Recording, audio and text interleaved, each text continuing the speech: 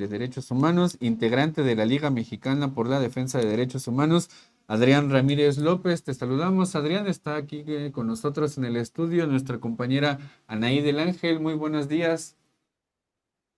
¿Qué tal? Buenos días, Aníbal, Anaí. Pues gusto de saludar aquí. Estamos a un día de que inicie el Día Mundial por la Paz. Eh, sí, este es, digamos, el tema principal de esta ocasión, el Día Mundial por la Paz. ¿Qué nos puedes comentar al respecto de este, pues, tema y de este día que se celebra a nivel mundial? Bueno, creo que es fundamental mencionar que eh, el sistema de Naciones Unidas lleva ya 25 años de que inició la conmemoración del Día Mundial por la Paz. Es decir, es un día en el que se pretende hacer un alto en la venta de armas, el uso de las armas y reflexionar sobre la necesidad de promover la cultura de la paz, cultivar esta cultura de paz. Sin embargo, hay que mencionar que el buen juez por su casa empieza y debería ser la ONU la que tendría que hablar y mirar hacia el Consejo de Seguridad, que es el Consejo de la Guerra, no es propiamente un consejo para la seguridad o para la paz, sino que es este consejo de guerra que permite invadir países, someter a otros, fincar acciones llamadas medidas coercitivas para actuar en contra de la soberanía de los países y sobre todo utilizando el derecho de veto, prohibir la posibilidad de que las resoluciones de las Naciones Unidas que hacen llamamiento a la paz en los diversos conflictos en el mundo pueda tener una vigencia plena. Así es que en este caso, Aníbal, Anaí, estamos pidiendo que el gobierno que está por iniciar refuerce el lobby dentro del multilateralismo internacional para que podamos hacer una fuerte modificación del modelo de, de, de organización de los estados y sobre todo buscando que Naciones Unidas eh, evite la antidemocracia y se logre instaurar una democracia plena donde los Estados miembros puedan someter las resoluciones a, eh, a, a consenso o en mayoría y que no se permita este fenómeno tan grave que es el derecho de veto que sobre todo ejerce Estados Unidos y que nos tiene hoy al borde de una nueva conflagración mundial, sobre todo en esta guerra de provocación que desde la OTAN en territorio ucraniano se va en contra de Rusia y que nos tiene ya en una situación grave por el riesgo de la aprobación del uso de misiles de largo alcance con capacidad nuclear y que esto nos coloca en una situación bastante grave. De la misma manera, el actual en relación a los conflictos que se han dado en el genocidio en Palestina pudieran ser resarcidos si no se dedicara simplemente a exaltar un día para hablar de la cultura de la paz, sino que realmente se implementaran todos los mecanismos necesarios para que la paz pueda prevalecer en el mundo. También tenemos las resoluciones que cada año se votan a favor de que se termine el bloqueo en contra de Cuba, el bloqueo que se está dando en contra de Nicaragua, en contra de Venezuela, y que estas medidas coercitivas unilaterales se generan como una manera de, de tener injerencia en los asuntos internos de la soberanía de cada país para tratar de poner regímenes a modo para esta situación de las conflagraciones armadas. También notamos nosotros como la utilización de la Convención de Palermo para la persecución de los delitos internacionales en las empresas transnacionales se deriva en injerencia directa del Comando Norte, el Comando Sur, las bases militares de Estados Unidos en diversos países y como lo estamos viendo ahora en este intento de golpe que se dio recientemente en Honduras, los ataques graves a la soberanía ecuatoriana, donde hoy este fenómeno del narcotráfico ha sentado bases terribles y que el Comando Sur pretende tener injerencia en Ecuador. De la misma manera, acabamos de ver cómo este acuerdo de negociación entre Estados Unidos y sus agencias con relación al, al Chapo, a los hijos del Chapo Guzmán y la captura del Mayo Zambada, nos tiene hoy en un conflicto interno preocupante y grave porque de alguna forma estas acciones repercuten dentro del proceso de paz y que el lobby de México y las demandas penales que ha presentado nuestro país en Estados Unidos para que las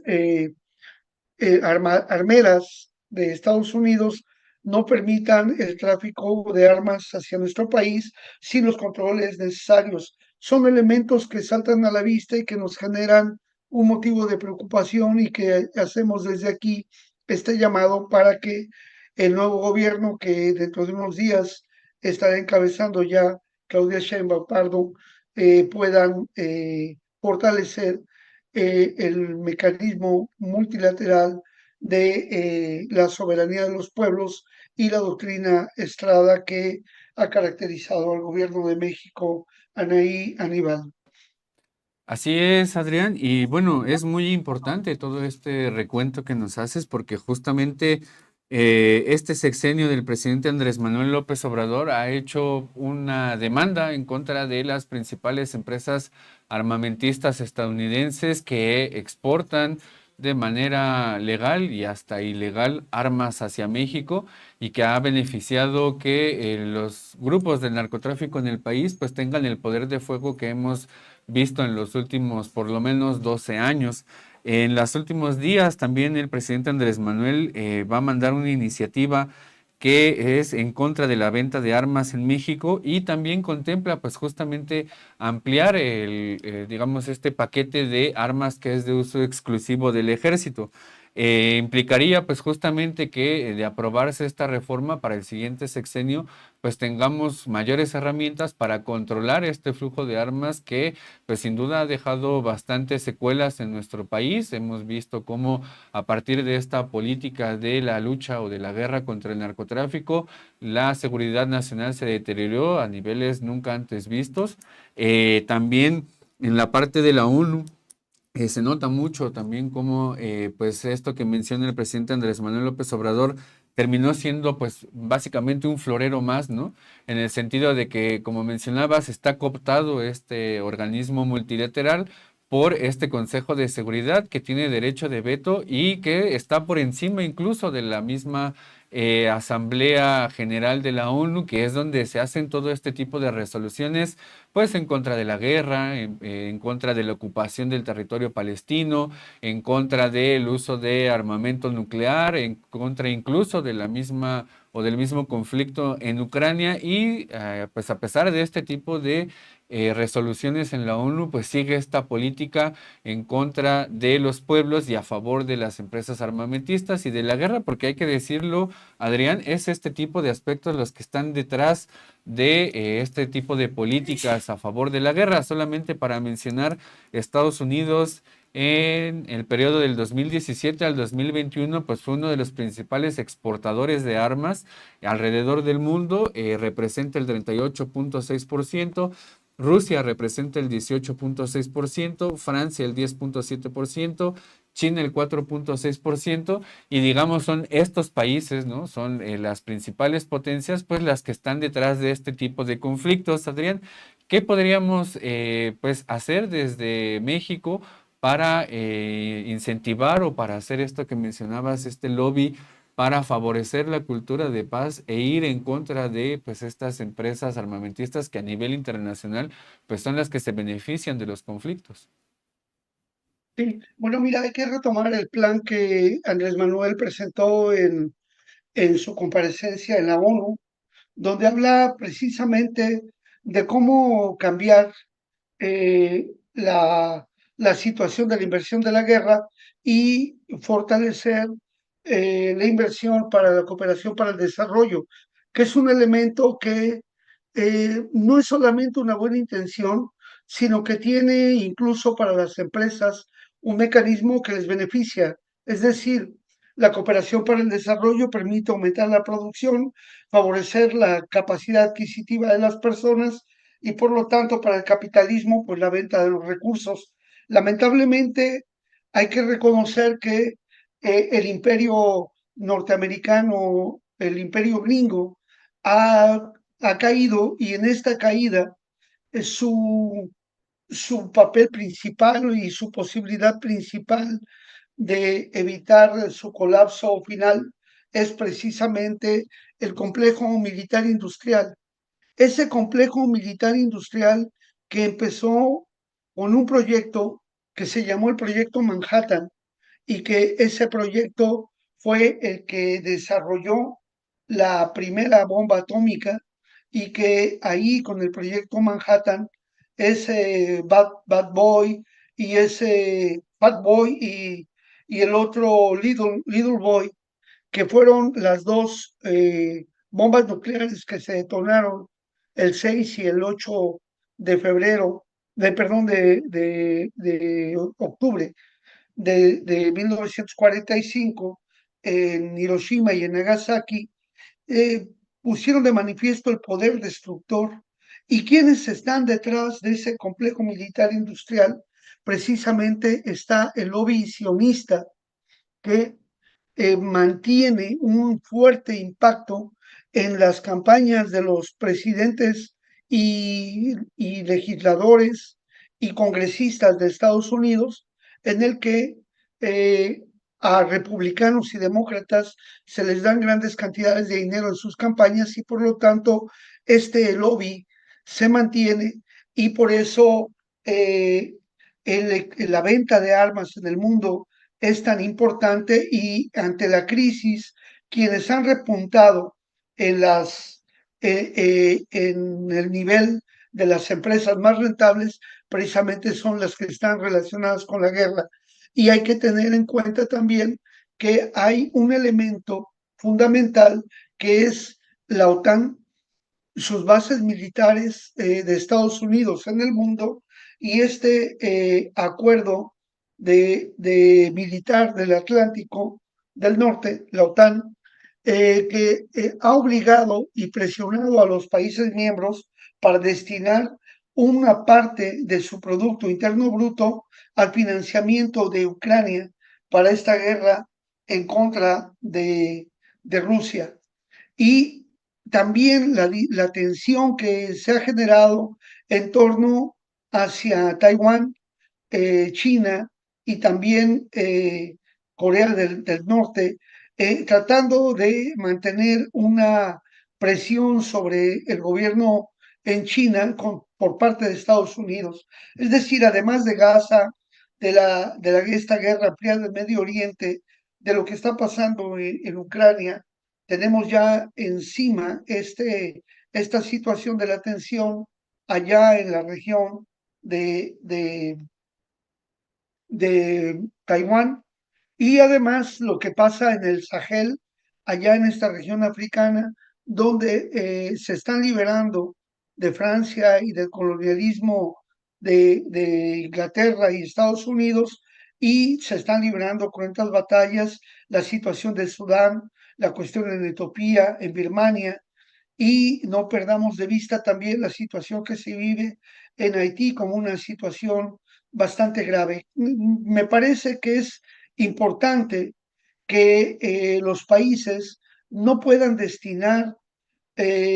mayor cantidad de recursos para la compra de armas y la dotación de sus ejércitos más allá de lo que significan los programas sociales. Es un elemento que tiene que tomarse en cuenta y de la misma manera tenemos que también hacer un llamado para que se evite el reclutamiento forzado de personas, porque quienes ordenan la guerra, quienes mandan a los países a la guerra y a sus pueblos,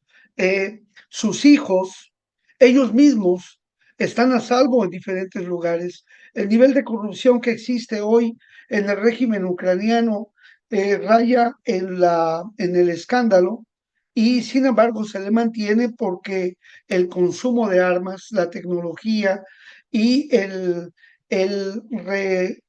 digamos, refortalecer el sistema de lobby del complejo militar industrial, pues le da grandes ganancias a Estados Unidos, que en su caída nos arrastra a todos los países en esta vorágine. Y es ahí donde hay que hacer énfasis y desde la democracia ciudadana, desde la diplomacia ciudadana, los pueblos hablar y pronunciarnos en contra del reclutamiento forzado de personas, en contra del servicio militar obligatorio y que el servicio militar sea una cuestión opcional para aquellos que tomen esa decisión y que en objeción de conciencia se tenga el derecho a decir yo no quiero ir a la guerra, yo no quiero prepararme para el uso de las armas y con ello pues realmente fortalecer una cultura de paz a nivel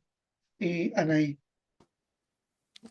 Muy buenos días, Adrián. Y también en otro tema, pues, ¿qué pasa y qué papel juegan estos organismos como lo son la ONU, ¿no? Porque al final de cuentas, por ejemplo, en México hemos enfrentado y en este sexenio, pues el presidente López Obrador ha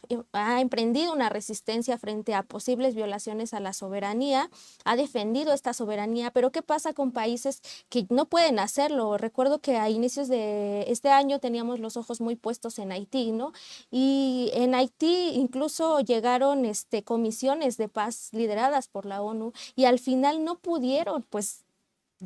no pudieron ir a lo que a finalizar su cometido, que era llevar la paz. Al contrario, Haití fue un país que muchos decían que era un estado fallido, que yo no concuerdo tanto con esta visión, pero que al final del día organismos como la ONU encargados de dirimir estos conflictos, de llevar pues esta ayuda humanitaria, pues al final no funcionan. ¿Y qué les queda hacer a estos países? Bueno, lamentablemente la soberanía de los pueblos ha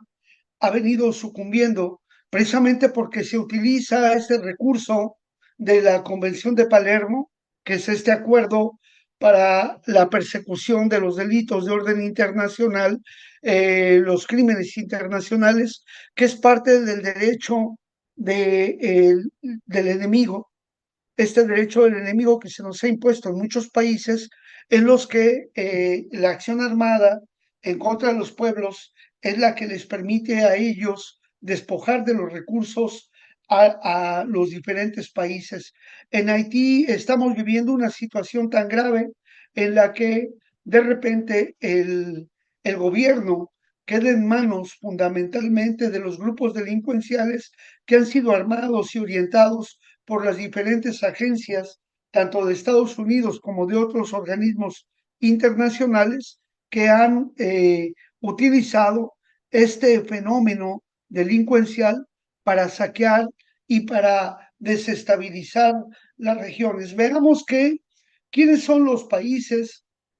aliados de Estados Unidos en América en relación a, a, a Palestina para el genocidio que lleva a cabo Israel. Ahí está Milei, que a pesar de la grave crisis que está teniendo, está comprando aviones, está comprando tecnología y está permitiendo la instalación de bases militares. Ahí tenemos Ecuador, que ha aceptado la presencia del Comando Sur. Tenemos la situación que se da también en Perú con el gobierno títere de Dina Boluarte y la desestabilización también como este discurso que genera el gobierno de Boric, que es un grupo de países que están aliados al designio de Washington, de Estados Unidos, y eso genera inestabilidad en las regiones. Entonces, es necesario acabar con las medidas coercitivas unilaterales, es necesario que se tipifiquen como violatorias a los derechos humanos e incluso ser calificadas como delitos contra la humanidad, porque para grandes núcleos de población se les somete a tener problemas de miseria, de hambruna y de migración forzada, y que lamentablemente eh, todas estas personas que salen de los países van a vender su fuerza de trabajo de manera precaria en otros países y buscan lo que antes se llamaba el sueño americano. Esta situación debe de cambiar y tenemos que estar pronunciándonos sobre eso. Y no podemos dejar pasar en este Día Mundial por la Paz el hecho de que tenemos que condenar la utilización de los equipos de telecomunicación como es el Viper y otros más que han sido utilizados por el Mossad israelí para hacerlos explotar allá en el Líbano y que ha causado la muerte de algunas decenas de personas, heridas miles y una situación de angustia y zozobra, y que además lo ponen como una acción exitosa, una acción casi loable que se da a pesar de una tibia condena que hay por parte de los organismos internacionales.